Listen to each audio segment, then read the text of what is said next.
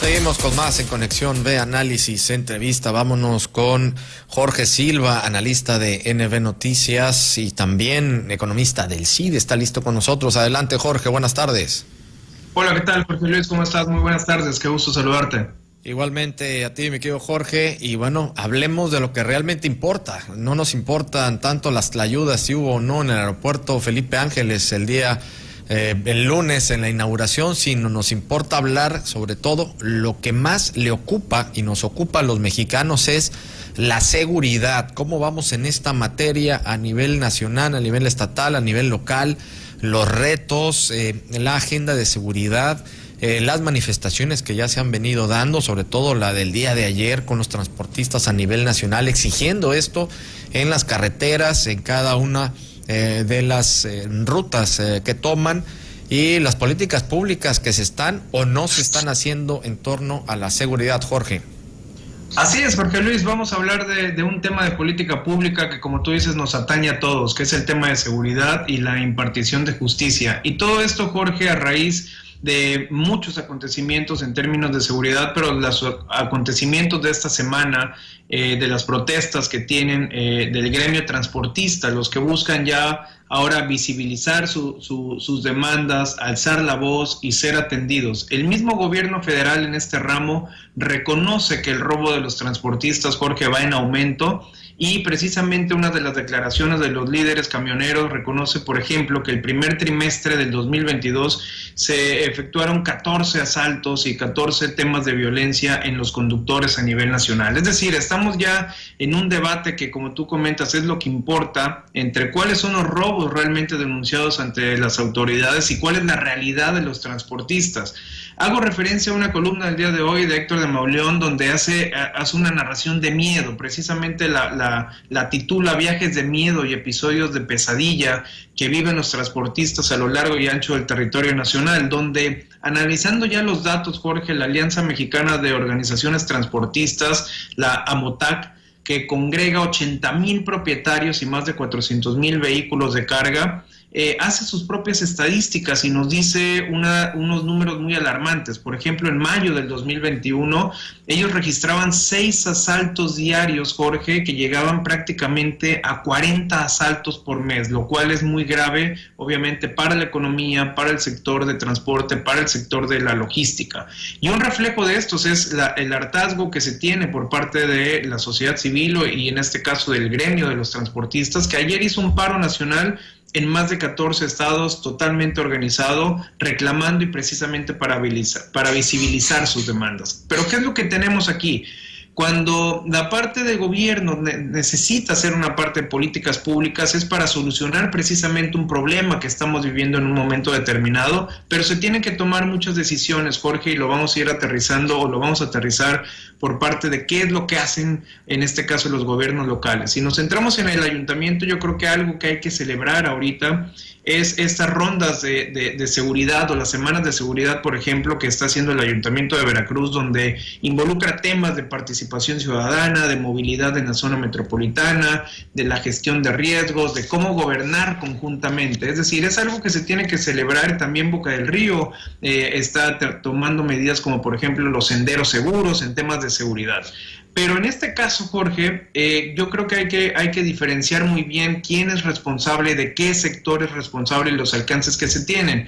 ¿Y por qué lo comento? Porque, por ejemplo, a nivel estatal hay una agenda que es muy buena, la agenda de 11 puntos muy específicos sobre la seguridad, donde viene abordar temas de transparencia, centros de inteligencia local, prevención, participación ciudadana, etcétera, etcétera. Son puntos muy precisos los que hay que desarrollar y creo que el diagnóstico es muy bueno. ¿Cuál es el problema en este caso, Jorge, en términos de políticas públicas? Se definen bien el problema, lo analizan, el diagnóstico es muy bueno, se formula la política pública, pero se carece de los siguientes 3 pasos, que es la implementación precisamente para ver resultados, porque se desdibuja siempre la responsabilidad de quién es responsable en qué sector y hasta dónde puede actuar.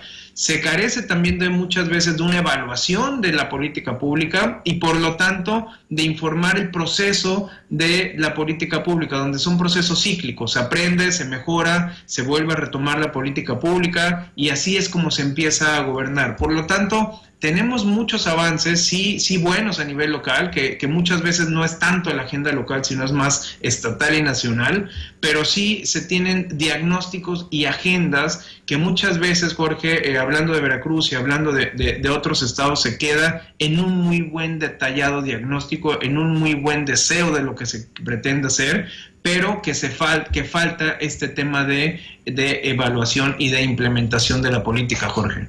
Sí, en pocas palabras, Jorge, sería concretarlo, ¿no? Vamos a decirlo de esta manera, ¿no? Se puede quedar nada más en la letra, en la idea, en el texto, sí, van, lo anuncian, ya las nuevas políticas públicas, ya sale, se hace un decreto, se emite una ley, se hace una iniciativa, se reforma otra, pero si no se ejecuta y no se concreta, de nada sirve. No, eso lo entiendo perfectamente bien, Jorge, y te quiero poner esta pregunta también aquí en el tintero.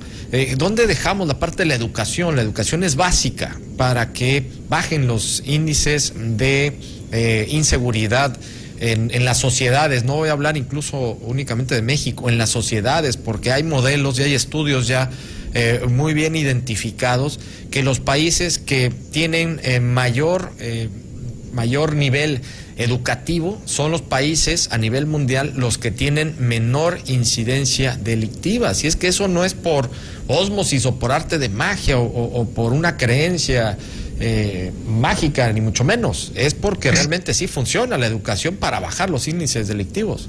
Totalmente, Jorge, y aquí yo creo que es la participación muy activa de la sociedad civil y tiene una relación totalmente directa con la educación. Es decir, entre nosotros más informados estemos, más educados, más conocedores de la administración pública y cuáles son los alcances, además de los valores que se te inculcan en la parte de ética y de responsabilidad que tiene uno como ciudadano. Si no tenemos todos estos elementos conjuntos, no podemos llegar a nosotros como una sociedad civil a evaluar precisamente la implementación de la política pública y mucho menos ver los resultados. Por lo tanto, toca la parte de la sociedad civil también levantar la mano, además de visibilizar las demandas y de alzar la voz para que seamos escuchados, pero también toca informarnos y toca discutirlo con hechos y toca discutirlo con realidades y no solamente con los discursos, y exigir precisamente a las autoridades que queremos estar en un lugar tranquilo, que queremos estar en un lugar de paz, libres de violencia, para poder desarrollar nosotros nuestras actividades diarias, Jorge. No, pues excelente, como siempre, el tema de Jorge. Vamos a seguirlo abordando y sobre todo explicando esto de las políticas públicas, porque me gustó mucho lo que presentas, ¿no? Sí, están las políticas públicas, pero si no se implementan y no se ejecutan, de nada sirve. Entonces hay que hacer hincapié en esto, porque como sociedad, si no levantamos la voz, en este caso, por ejemplo, los transportistas, si no hicieron o no realizaban el movimiento que hicieron el día de ayer, pues ahí se van a quedar con las estadísticas de infierno, de robos a unidades, y también poniendo en peligro vidas humanas, pues de los propios choferes, de los conductores de las unidades, que pues están al garete y pues prácticamente vamos a decirlo, a la buena voluntad de los maleantes, si los quieren dejar con vida o no. Realmente es desastroso esto. Totalmente, Jorge, les damos seguimiento y concluyo con lo que tú comentas. No basta el diagnóstico, los diagnósticos pueden ser muy buenos, son no discutibles, son muy buenos, pero la implementación es donde ejerce, y nos reinventamos cada 3 o 4 años o cada 6 años, por lo tanto empezamos de cero cada periodo de tiempo. Perfecto, Jorge, muchísimas gracias. Un abrazo, Jorge, saludo a ti y a todo el auditorio. Igualmente, muchas gracias a Jorge Silva Rodríguez. Él es analista de nbnoticias.mx, economista del CIDE.